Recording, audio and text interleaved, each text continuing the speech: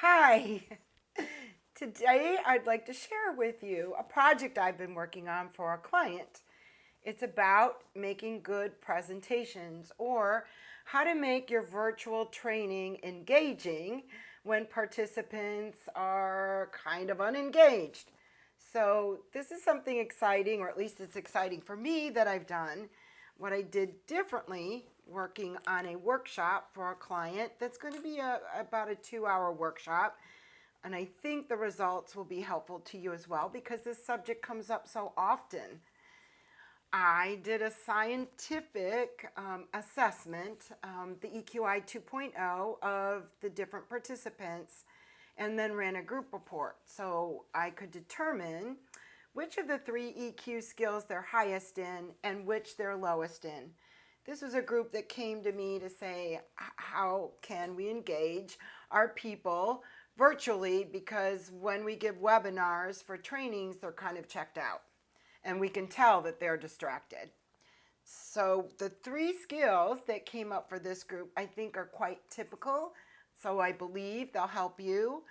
Stress tolerance, problem solving, and emotional expression.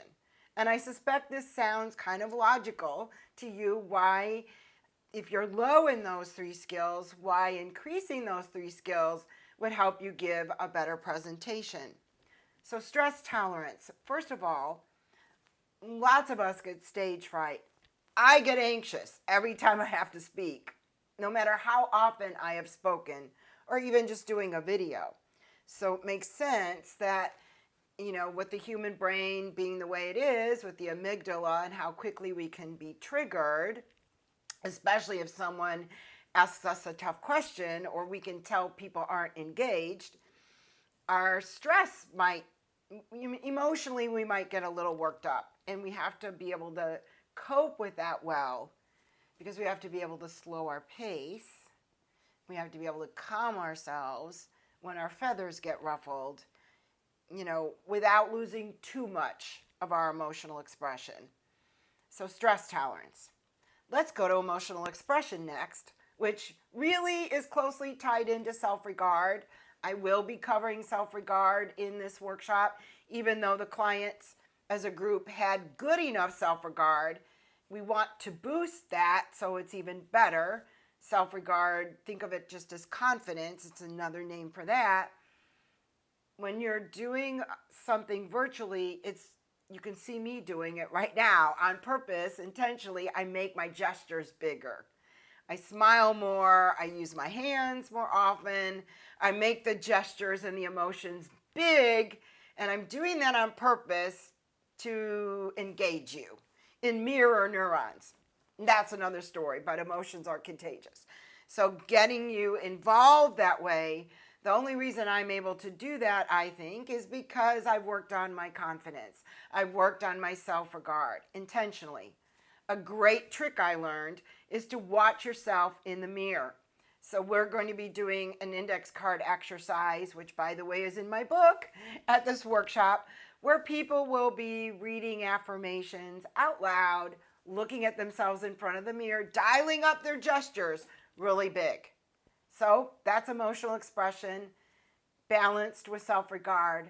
And then the last one, I guess it's number 4, but really it's number 3 in the group report, is problem solving. So if your learning and development team has to work with teams in other departments to get buy-in, to get those managers and leaders to make time and space for their people to join the training, because in this company they found out that bosses were asking their people to be working on things while at the same time they're supposed to be attending the virtual training, multitasking if you will, and that is not ideal. It's not ideal for good engagement. It's not ideal for learning because you need to be all in. You need 100% of focus, and you need to put everything else aside, obviously, if you're going to get the most out of a virtual learning environment. So problem solving, using a method with this group whereby we're going to look at the problems that they are having, engaging the other departments. This group is high in interpersonal relationships and they're high in empathy.